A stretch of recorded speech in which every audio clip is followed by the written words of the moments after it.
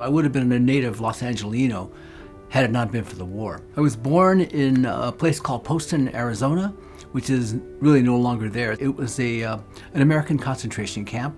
It all came about, incited by, provoked by the Japanese attack upon Pearl Harbor in December of 1941.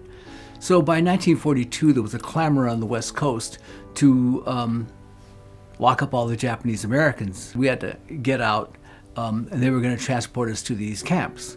110,000 Americans. My father, who was a lawyer, actually used to go around telling people in the camp that they really can't do this to us. I always wanted to fight for the poor. I grew up looking around just thinking that these people never get a fair shake, not any place.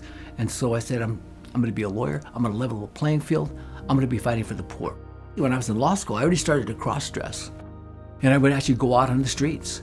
I would mingle with the other queens, drag queens, female impersonators. I started learning about those people who are out there.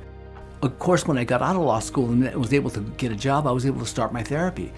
And I would not only see some of these people in the streets and in bars and in clubs, but I'd see them in my therapy classes also. I'd see them in group therapy, and I was able to get to know them. And it was really an interesting period to meet other people, and during that period of time, and hearing them tell their stories, which were so remarkably similar to mine. I went to all these different libraries and tried to look up the issue of transgenderism through transvestism. You're always looking for a cause and a cure. And I can remember some time too after I left the public defender's office and I was in private practice where I went through another period. I kept feeling like there was just no place for me in the world.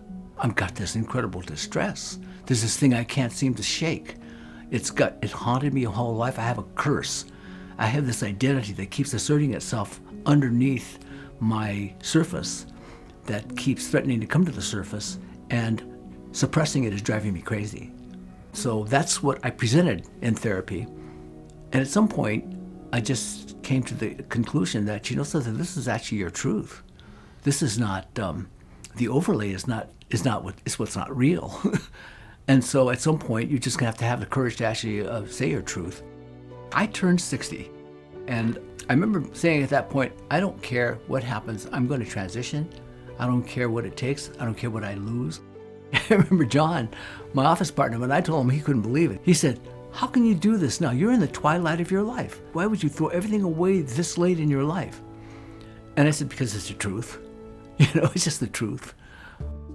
The first time I ever came to court dressed as a woman, it was one of those things where I remember looking at it the night before, I'm thinking, okay, tomorrow I'm gonna liberate the criminal courts building.